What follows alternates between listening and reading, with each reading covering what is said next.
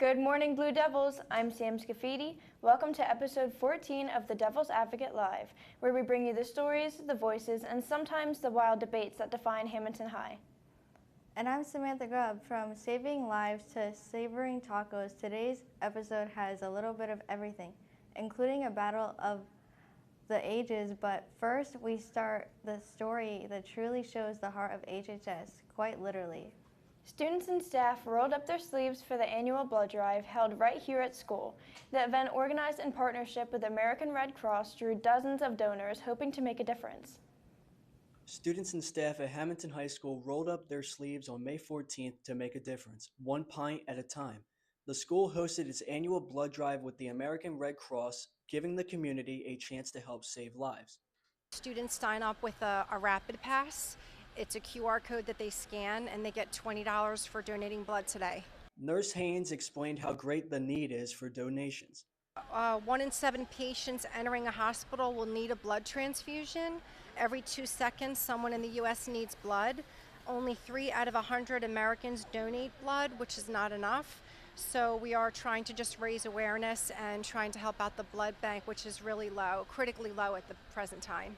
So why did you give blood today? I thought it was for a good cause, and I just decided to do it today. Because it's just like a good thing to do. It's for a good cause, because it helps people out. Organized in partnership with the American Red Cross, the event saw a steady turnout of donors throughout the day, with a total donation of 42 pints. For the Devil's Advocate, this is Adam Deeney and Jeffrey Soul. Thanks to everyone who participated and helped make the drive a success. That's what being a Blue Devil is all about. From saving lives to savoring flavors, the World Language Club recently took a delicious detour to Carreta, a local Mexican restaurant. The field trip gave students a chance to explore culture through cuisine. Between the tacos, tamales, and teamwork, the experience was educational and delicious. At Hamilton High School, learning a language goes far beyond textbooks and vocabulary drills. The World Language Club recently took a flavorful field trip to La Carreta, a local Mexican restaurant, to experience Spanish culture through cuisine. From authentic dishes to real-life conversation practice, the outing gave students a taste of both language and tradition. I picked this place because my students told me that the food here was amazing, and it is. And also because we wanted to try a Mexican restaurant that was from Hamilton and support a local business. One thing I like about the World Language Club is the parties, the trips, and the things that we do. The meetings, because we're spending time together as a group and drinking our crazy. Vine con el World Language Club a La Carreta y pedí unos tacos y una horchata y está muy rico y está muy bonito el ambiente porque estoy con todas mis amigas y está muy relajado y muy bonito y me gusta mucho ser parte del World Language Club porque es un club muy bonito donde hablamos de las culturas de cada diferente país que es parte de y es muy bonito. This trip is very important for us, for our class here. Because it gives the AP Spanish class the opportunity to learn a little bit more about the variety of culture that we have in our town. And what a better chance eating a traditional Mexican food. I definitely would rate the place a solid 10 out of 10. It was really good. This isn't my first time here. All the food is really good that I've had. And I had the quesadillas, the chicken quesadillas. They were really good. The ambiance is really cool with like the music, and then they have like things on the ceiling that are pretty decorative. A 9 out of 10. It was so good.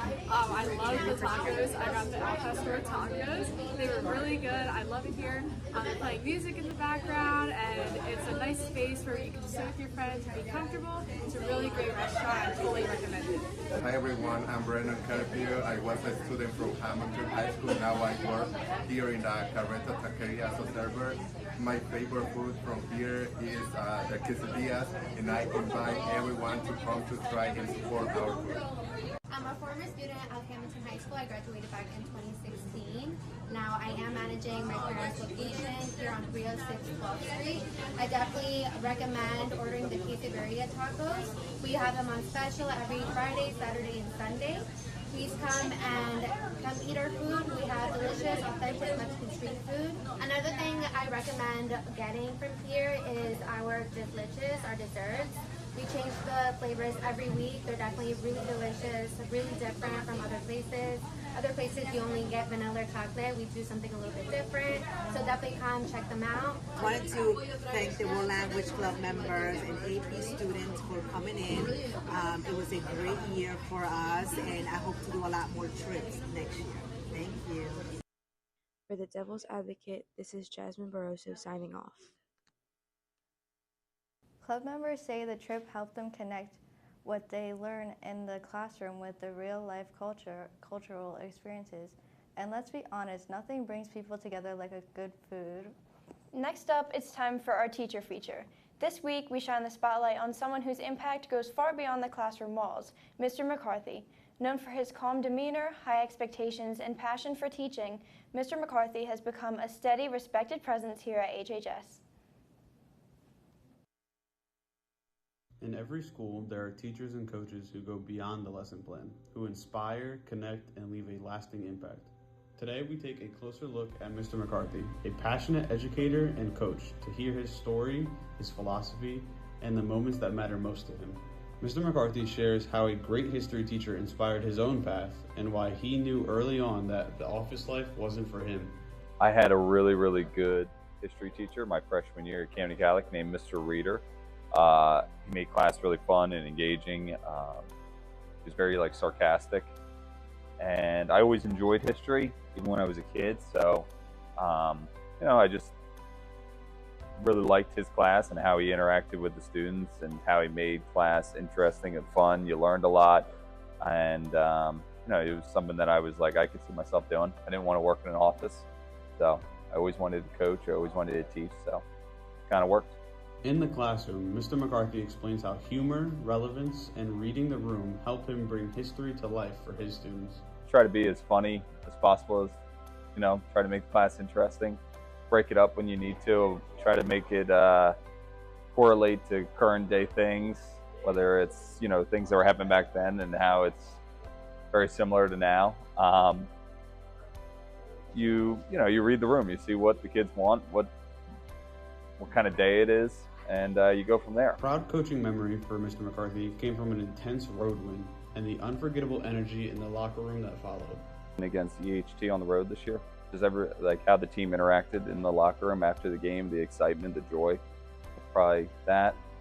First win, them dumping the water in the locker room for my first win, that was really special. Yeah. But probably the EHT win, just seeing how excited everybody was. Nobody would have thought we would have won that game, so it was really, it was awesome. Mr. McCarthy talks about the power of reading, how books can help you grow, reflect, and find lessons that apply to every part of life.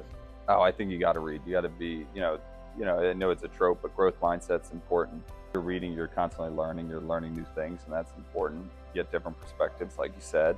I think it fights off being pessimistic or jaded or frustrated so much, so I think that's a good thing. I think also, it's just things that you could take into the classroom, whether it's reading, a history book, a self-help, a coaching, a leadership book, whatever it is, you could take that into the classroom. You could take it as a coach, you could take it as just interactions, the rapport you build with students, life lessons that you could teach them or try to. I think everybody should be reading, and I think you should try to find and read the things you enjoy, and then you could branch out from there. But it's helped me dramatically, and I try to read as much as I can.